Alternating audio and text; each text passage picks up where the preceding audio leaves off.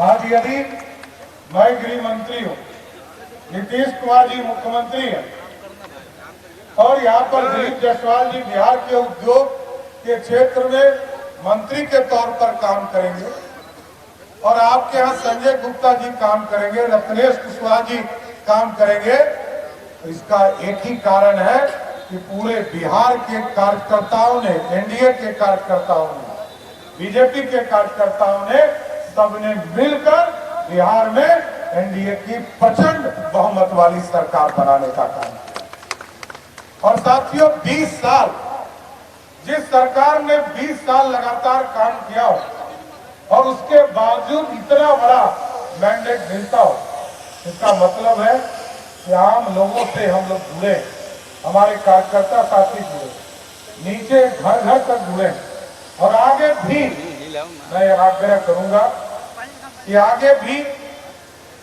इस सम्मान समारोह को आप एक एक वार्ड तक जाइए, मंडल से लेकर नीचे बूथ तक जाने का काम किया और इसी के माध्यम से यहाँ की समस्या भी लाई। किस बूथ पर क्या समस्या है, उसकी समस्या संजय गुप्ता जी को भी बताइए और मैं आपको स्वस्थ करता हूं कि सरकार की ओर से नीतीश कुमार की सरकार आपके एक एक समस्या को दूर करने का काम बिहार की सरकार करेगी साहब। इसलिए अभी तो कई सपने पूरे कर रहे हैं साहब। आज आपके बगल में स्टेडियम बन रहा है और विशाल स्टेडियम बनाना है जिसमें पूरे दुनिया के क्रिकेटर इस मैच को खेलने के लिए शहर में आ सके। लंबे समय से लोग इंतजार कर रहे हैं, 30 साल से ये सपना पूरा नहीं हो पाया। इसकी भी शुरुआत मैं आपको स्पष्ट करता हूं कि संजय गुप्ता जी को आपने विधायक बनाया है, अगले कुछ ही दिनों में इस स्टेडियम का भी काम शुरू करने का काम किया जाएगा, जो अंतर्राष्ट्रीय स्तर का क्रिकेट स्टेडियम बनेगा।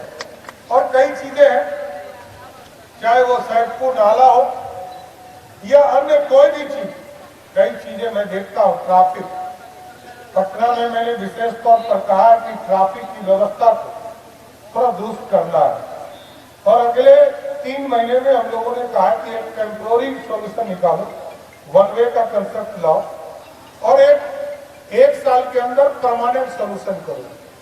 परमानेंट सॉल्यूशन करने के बाद स्वाभाविक तौर पर छोटे छोटे चीजों को करने से पूरे बिहार में स्थिति अच्छी हो सकती है ट्रैफिक की।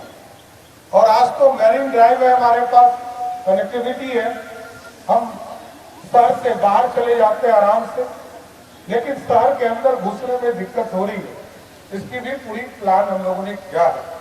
और जो सबसे महत्वपूर्ण चीज है, मैंने निर्देश किया है बिहार की पुलिस को, किसी भी कॉलेज हो, कोई भी विद्यालय हो, स्कूल हो, जहां पर भी छेड़खानी करने वाले लोग हो, उसको तुरंत पकड़कर जेल के अंदर डालना है, उसको छोड़ा नहीं जा सकता। और मैं स्पष्ट तौर पर कहता हूं कि अपराधी को बचाया नहीं जा सकता और ऑर्गेनाइज क्राइम बिहार में नीतीश जी के राज में नहीं हुआ, लेकिन छोटे छोटे अपराध अभी भी हो रहे हैं, इसका भी चिंता हम लोगों को करना है।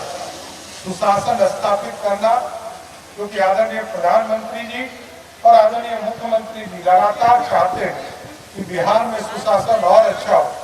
सीसीटीवी कैमरा हम बढ़ाएंगे और पूरी व्यवस्था को खड़ा करना। और जो अपराधी है, 3 तरह के माफिया को किसी भी हालत में नहीं छोड़ा जाएगा, चाहे वो जमीन माफिया हो, शराब माफिया हो और बालू माफिया हो, सबको चिन्हित करने का काम हम कर रहे हैं। अभी तक 400 लोगों को चिन्हित किया है और अभी 1200 का नया लिस्ट बनाया है और इन तमाम लोगों को न्यायालय से आदेश लेकर उनको भी ध्वस्त करूंगा और उनको जेल के अंदर भी डालकर रखूंगा। इसलिए आज कुम्हरार के लोगों को धन्यवाद देने आया हूं, आभार व्यक्त करने आया हूं और आपका सम्मान, देखिए कहा संजय गुप्ता जी ने, कुम्हरार इतिहास के पन्नों में रहा है।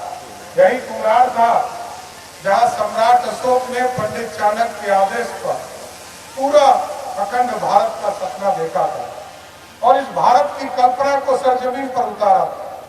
इसलिए साथियों, इस पूरे गौरवशाली इतिहास को वापस लाने में जो भी सरकार की सहयोग हो सकता है, इसको व्यवस्थित करने का काम किया जाए। इसलिए साथियों, मैं फिर से आप तमाम लोगों को धन्यवाद देता हूं और आपके सहयोग से ही सरकार बना है। एक बार जोर से बोलिए, भारत माता की जय! भारत माता की जय! जय श्री राम! जय श्री राम! बहुत धन्यवाद।